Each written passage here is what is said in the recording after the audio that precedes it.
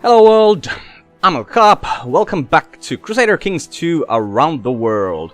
So here we are still in Iceland, waiting 3 more years before we get our boats. So let's just let that time pass. Alright. They got a new chief here. I didn't actually even notice that. So that's why he has more martial than he had before. Well, the loot bar's full again, so let's raise our troops, go into looting mode, and let's go loot this place. The giant lacks a focus. Who are you? Inga. You will get to be a martial education girl. Oh yeah, possible loot 6. Oh yeah! More traits. I am going to take direct leader. And my half-sister became a thrifty clerk. That's fine, let's see if I can get her married. So, because I want my dynasty to be as large as possible, I'm going to do matrilineal marriages with pretty much all of my sisters. Just so that I can get more guys into my dynasty, so that if my guys dies, I still have someone to play with. And yeah, I'm just gonna give the eldest man in my court. Oh, mine's... Oh man, of course I forgot that one, so no, let's not do that. Instead, let's try to see if we can get some prestige from marrying her to someone. Chief of Heidmark. Yeah, let's try to marry her to this guy. 1 prestige, well that's enough. Yep, they get married. What's the situation here? Still looting. Looting's done. Let's get out of here. Expand. And yes, my betrothed became of age. So I can get married to her. What did she become? Oh man. Oh, why are you homosexual? Damn it. Well, I'm still gonna marry her just because she's strong. Ooh, and I get some prestige. Ylva and Rönnvalder are getting married. We can collect royal aid duty to pay for the ceremony. So gold or prestige. Actually, I'm taking the prestige now. Because, yeah, I just realized that in a couple of years we're gonna get the boats, and then I'm not gonna be needing money, really, because I'm gonna be getting money by raiding. So prestige is what I need now. My steward Kormios tells me that his efforts as praising my name and deeds have met with great success. A small army of warriors have converged at Ost-Island tribe ready to serve me. I just need to make sure they have some to fight within a year, lest they become troublesome. Splendid. Okay, now let's think about this for a while. Because once I get the boats, I want to conquer West-Island, and for that these guys would be really good. So I think it takes 2 years to get that negative effect. So if I go and conquer this guy now with these troops and my troops, I should be okay. Right, so that's what we're gonna do now. We are going to declare war on this guy. And what are the casus belli we have? Well, we have subjugation. This is something that pagans have. You can do it once per lifetime unless your ambition is to become a king of a certain area. Then you can subjugate everyone within that de jure kingdom. Yeah, we are going to subjugate this guy right now. So that means that... yeah, I'm gonna gain that county, I think. Let's declare subjugation war, let's raise our troops, let's combine these armies. Let's put the big army in the middle. Let's remove class from there. Yeah, there's this button here where you can reorganize the units, and sometimes you just need to go check it, because for reasons I cannot understand, there is this sub-commander thing in this game. And sometimes the game just automatically assigns leaders to your sub-units here. And yeah, there might be a leader here, and you're not gonna see him anywhere, so sometimes you need to go check this and see if they are hidden there. Class, you get to command that side, and then we're gonna go conquer. Ooh, and I need to put some education focus on this girl. And of course I was my ambition was to see the realm prosper, and of course I failed that because I declared a war. I do that always, like pretty much every single time, but yeah, now I want to become exalted among men, because as soon as we get the boats, prestige is gonna come flying in. Right, let's go do this combat. This is the first combat, so let's take a more close look at this.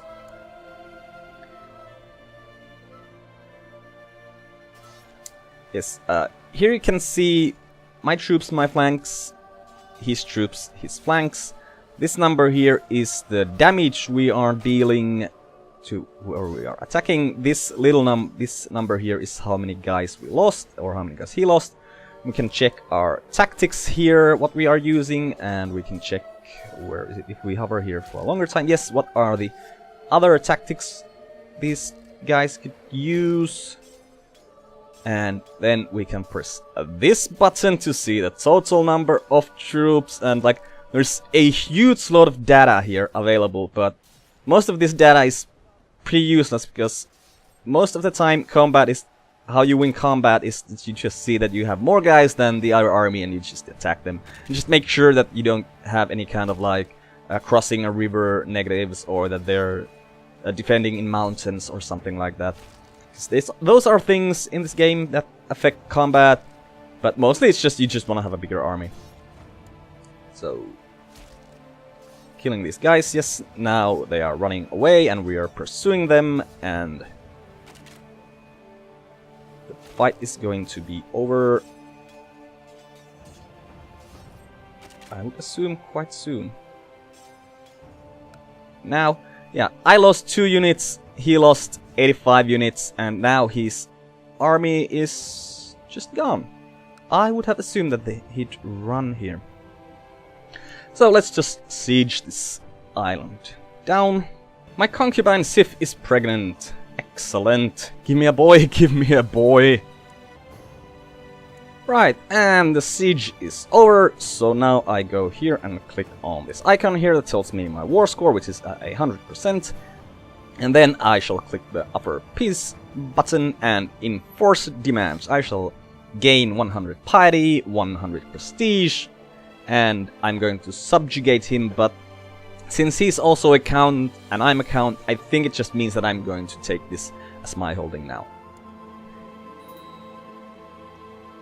Renewal of Oust Iceland 1. Yes, and yep, I took it. He just became a guy in my court, and now I can create the Duchy of Iceland, which is the thing why I wanted to have the 200 gold since the beginning to create it, because that means that then we're gonna start gaining technology points. I like getting technology points. I like to play, well, pretty much all strategy games that I play, I always play tech focused first, and it's hard to play tech focused in this game, but I just do love playing tech focused. Right, let's put these guys down.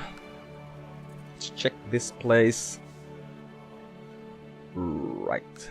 Of course, this place has all the negative modifiers that the other guy had. So this isn't gonna be a really nice place for a couple of years. Let's see how long it's gonna take. Recently conquered. That's only a year and a half. Or a year. New administration, well, that takes only a little bit more than a year, and looted, well, that's going to end this year. And these ones are just gonna go away at some point. Don't know really when. Right. Oh, well, alright, I completely forgot that those guys that were spawned by my steward, once my war is over, they just disband automatically. So, Örvar, my marshal. Well, marshal man, you get to learn defensive tactics. What are you? You are a peasant leader. Okay, where the heck did you come from? Right, one of these negative effects just ended, because these negative effects usually come because if you are on negative money, like if your treasury is on the negative, you will start having these effects. And now since I am on positive, he was on negative. I conquered him, but I'm on positive, so I'm going to get... yeah, these are going to leave soon. I just realized that Where did that guy go? I need to... Okay, if I click here, I get Chiefdom of West Iceland, and then I can check its history, and then I can check this dude. Because I want to see this. He still have... Yeah, still has Mjolnir in his armory. How am I gonna get that? Okay, he's in my court now. No, he went to Heidemark. Damn it. Well, I don't think I can get that Mjolnir ever. My sister needs education. She's gonna be intrigue girl. A daughter was born to me. Why? I want boys. And she's sickly, so my court physician will try to save her life. And my daughter got a little bit better. Gormishos approaches you. My liege, I have a great idea for a monument. Something to raise our cultural status and make the people notice what a great ruler you are. I'd require some gold and your patience, and the work would take a year to complete. Okay, how much gold do you want? 2.9. Yeah, you can get that. Actually, I just noticed this, like, when I was editing last episode, that this event pop-ups have a colored border, which usually correlates to one of these colors. It's just a nice thing to actually notice. Like, I've been looking at these things for years, and now I just notice it, so it's nice. I use that gold, man. Right, we are in 793. During this year we should get the boats. I'm quite sure about that. If my opinion ruled, the world would be a more chaotic but fun place. If I keep following the laws, the world would have less chaos but also be less fun. So, I can take arbitrary or just. Or there's a percentual chance for that. I am not gonna take arbitrary. Look at that. Stewardship -2, learning -1. Compared to just. Stewardship +2, learning +1. Yeah, I'm gonna try to get just. I didn't become just. That's sad. Now, finally, thank you. Start of the Viking Age. The centralization of power in Scandinavia, along with rapid population expansion, has begun to drive its denizens to look beyond the home shores in earnest. New developments in shipbuilding, an adventure spirit, and a fearless belief in the gods are now taking Norse seafarers across the seas towards distant lands. They arrive as traders, raiders, and conquerors, and they call themselves Vikings. To new shores, the Viking Age begins. Norse counties receive shipyards and increased shipbuilding technology. Characters of Germanic religion now get new casus belli. Now, so the new casus belli, there is this map mode here, which is which is it actually? No, I think. Is it diplomatic relations? Yes, it is diplomatic relations. Now, all the places that are yellow are places where I could basically declare war. Can I declare? But since these guys, for instance, are too distant to interact with, I can't. But what we actually got, let's look at this Irish count here, for instance. Declare war. Conquest of Tir Conail. Pagans and nomads can conquer single border counties without specific reasons. Norse pagans can also take any coastal county. So I can conquer any single coastal county I want. Now, let's look at my boats. Did I get shipyards in boats? Yes, I got a shipbuilder in both of these places. I can, at this moment, raise a total of 0 galleys, because we haven't built any of them yet, but we can build up to 18. It's just take a little while for them to actually be created, because they're just part of my levy, and yeah, it takes a little while. So, I think that's enough for this episode. We're going to start raiding Ireland and Scandinavia in the next episode. So, I've been Uncle Cop, this has been Crusader Kings 2 Around the World. Goodbye world, thanks for watching.